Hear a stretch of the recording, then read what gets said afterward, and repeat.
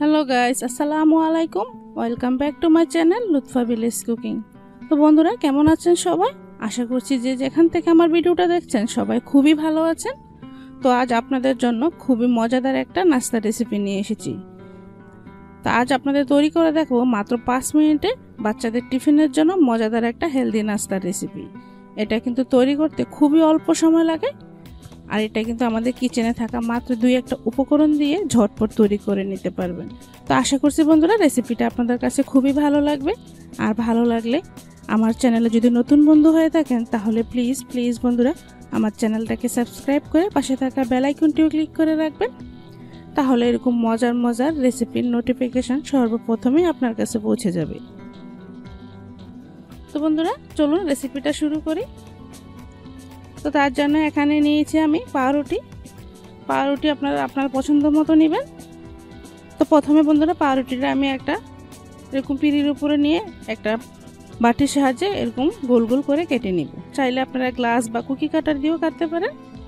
তো এরকম গোল গোল শেপ করে কেটে নিচ্ছি।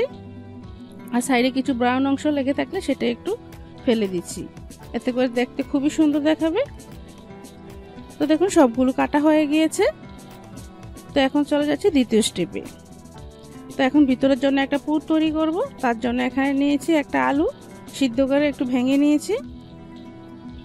তো এখন একে একে মশলাগুলো দিয়ে দেব। তো প্রথমে দিয়ে দিচ্ছি এখানে একটা ডিম ঝুরু করে ভেজে নিয়েছিলাম। চাইলে আপনারা এখানে চিকেনও দিতে পারেন, সেক্ষেত্রে চিকেনটা একটু ভালো করে ভেজে নিতে হবে। তা দিয়ে দিচ্ছি কাঁচামরিচ 2টা, বড় সাইজের একটা পেঁয়াজ কুচি। পেঁয়াজটা একটু চিকন করে কেটে নেবেন। আর দিচ্ছি 1 টেবিল চামচ ধনে পাতা কুচি, হাফ টি স্পুন গোলমরিচের গুঁড়া, হাফ টি স্পুন জিরা গুঁড়া। আর দিচ্ছি এখানে আমি 1 প্যাকেট নুডলস মশলা। তবে নুডলসের মশলা হাতের কাছে না থাকলে চাট মশলাও দিতে পারেন বা ম্যাগি মশলাও দিতে পারেন। তারপর দিয়ে দিচ্ছি এরকম 1 ফালি লেবুর রস। এই লেবুর রসটা অবশ্যই দেওয়ার চেষ্টা করবেন, তাহলে দেখবেন খুবই সুন্দর একটা টেস্ট আসবে। তার শেষে দিয়ে দিচ্ছি লবণটা দিয়ে খুব ভালো করে মেখে নিতে হবে। সবগুলো উপকরণ একটু ভালো করে মেখে নিয়েছি। তো এখন আমি এরকম ছোট ছোট করে বলের মতো তৈরি করে একটু চ্যাপটা করে নিচ্ছি। তো পাউরুটির শেপগুলো যেরকম করে আমি কেটেছি ঠিক সেরকমভাবেই আমি চ্যাপটা করে নিব। তো দেখুন এভাবে আমি চ্যাপটা করে নিচ্ছি। চাইলে কিন্তু এটাকে আরেকটু মোটা করেও আপনারা করতে পারেন।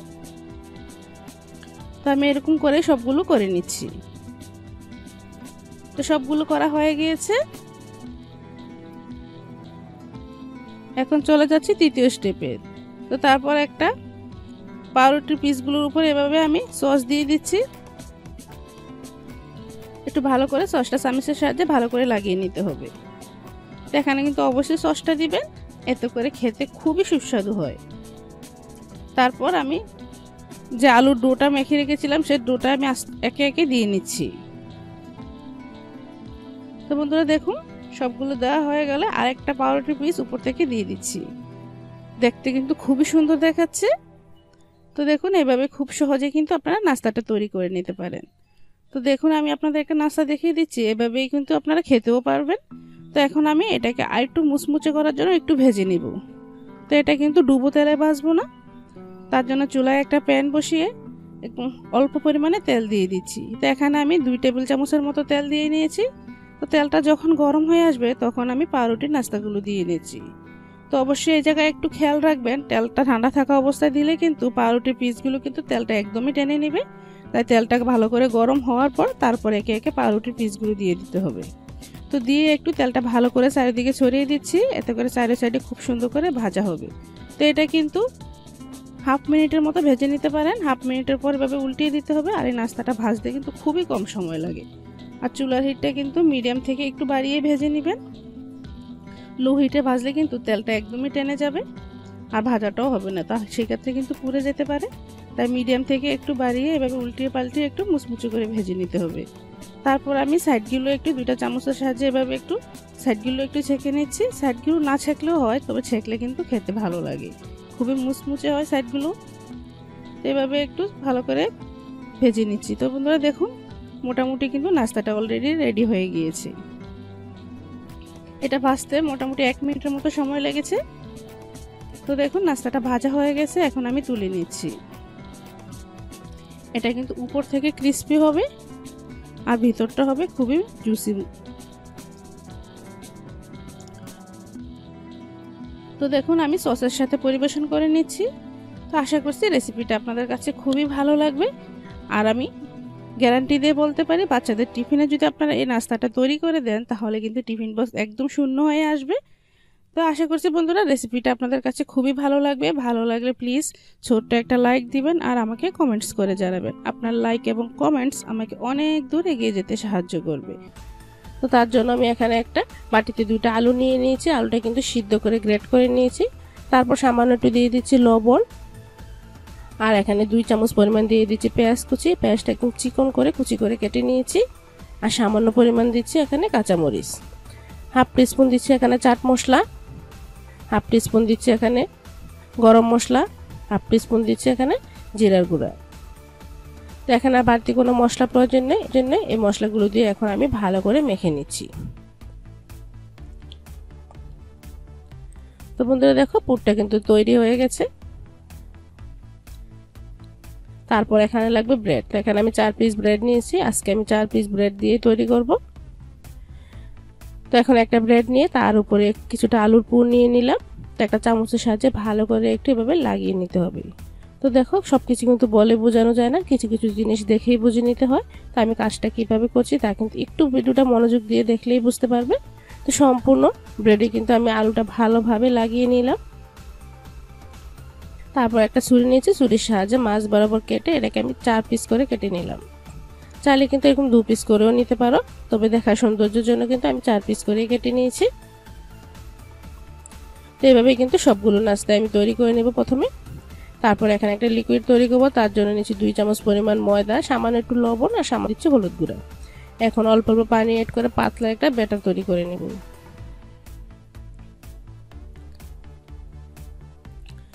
তো ব্যাটারটা কিন্তু খুবই পাতলা হবে। তো দেখেই বুঝতে পারছো কতটা পাতলা ব্যাটারটা। এরকম পাতলা করে কিন্তু ব্যাটারটা তৈরি করে নিতে হবে। তারপর এখানে কোটিং এর জন্য লাগছে সেমাই। সেমাইটা আমি একদম ছোট ছোট গুঁড়া টুকরা করে নিয়েছি। চাইলে কিন্তু এখানে ব্রেড ক্রামও ইউজ করতে পারো। তো এখন একটা ব্রেডের টুকরা নিয়ে ভালো করে লিকুইডটার মধ্যে ডুবিয়ে তারপর কোটিং এর জন্য দিয়ে দিচ্ছি সেমাইয়ের উপরে। দিয়ে আলতো ভাবে কিন্তু এটাকে লাগিয়ে নিতে হবে। তো এটা কিন্তু চাপা যাবে না, খুবই আলতো ভাবে কাজটা করতে হবে। তো তোমরা কিন্তু দেখেই বুঝতে পারছো কাজটা আমি কিভাবে করছি। আর খেয়াল রাখতে হবে কোনো অংশ যাতে ফাঁকা না থাকে। তো ভালো করে দেখো একটা তৈরি করে নিলাম। তো এইভাবে কিন্তু সবগুলো নাস্তা প্রথমে আমি তৈরি করে নিয়েছি। এখন আমি এটাকে ভাজবো। তো ভাজার জন্য চুলায় প্যানে তেল বসিয়ে দিয়েছি। তেলটা যখন ভালোভাবে গরম হয়ে আসবে তখন আমি একে একে নাস্তাগুলো দিয়ে দিচ্ছি। আর চুলার হিটটা কিন্তু মিডিয়ামে রেখে আমি নাস্তাটা ভাজছি। এটা কিন্তু প্রথম থেকে শেষ পর্যন্ত মিডিয়াম ফ্লেমে রেখে নাস্তাটা ভাজতে হবে। তো যখনই দেখবে এক সাইডে খুব সুন্দর একটা কালার চলে এসেছে তখনই কিন্তু এটা উল্টিয়ে দিতে হবে। আর এটা কিন্তু উল্টে পাল্টে একটু ক্রিস্পি করেই ভেজে নিতে হবে। তো দেখো এটা কিন্তু খুব সুন্দর কালার চলে এসেছে। এখন একটা স্ট্রেনারের সাহায্যে আমি তেল ছেঁকে তুলে নিচ্ছি। তো প্রথম স্টেপে নাস্তাগুলো ভাজা হয়ে গেছে। এখন দ্বিতীয় স্টেপেও নাস্তাগুলো সেম ভাবে আমি ভেজে নিচ্ছি।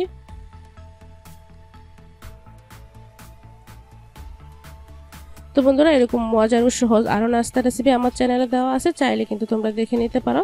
তো তোমাদের কাছে ছোট্ট একটা রিকোয়েস্ট রইলো, তোমরা কিন্তু ভিডিওটা দেখে চলে যাও, সাবস্ক্রাইবও করো না আর একটা লাইকও দাও না। প্লিজ বন্ধুরা ছোট্ট একটা লাইক দিতে পারো, ছোট্ট একটা কমেন্টও করতে পারো। এতে করে কিন্তু আমরা এরকম নতুন নতুন ভিডিও তৈরি করতে আরো আগ্রহী হতে পারি। তো তোমরা যদি কোনো রকম রেসিপি দেখতে চাও তাহলে কিন্তু আমাকে কমেন্ট করে জানাতে পারো। আমি কিন্তু অবশ্যই করবো তোমাদের সেই রেসিপিটা শেয়ার করার জন্য। তো যদি রেসিপিটা আমাদের ভালো লাগে থাকে তাহলে অবশ্যই বন্ধুরা লাইক কমেন্ট শেয়ার করতে ভুলবে না। আর চ্যানেলটা সাবস্ক্রাইব করা না থাকলে অবশ্যই সাবস্ক্রাইব করবে। তো দেখো একটা ভেঙে শেয়ার করছি, ভিতরটা কতটা সুন্দর হয়েছে আর খেতেও কিন্তু একদম দুর্দান্ত হয়েছিল। তো তোমরা বাসায় একবার হলে ট্রাই করবে, বাচ্চা থেকে বড় সবাই কিন্তু খুবই প্রশংসা করবে খেয়ে। তো আজ এখানে শেষ করছি, নেক্সট ভিডিওতে আবার দেখা হবে। সে পর্যন্ত সবাই ভালো থাকো, সুস্থ থাকো। আল্লাহ হাফেজ, আসসালামু আলাইকুম।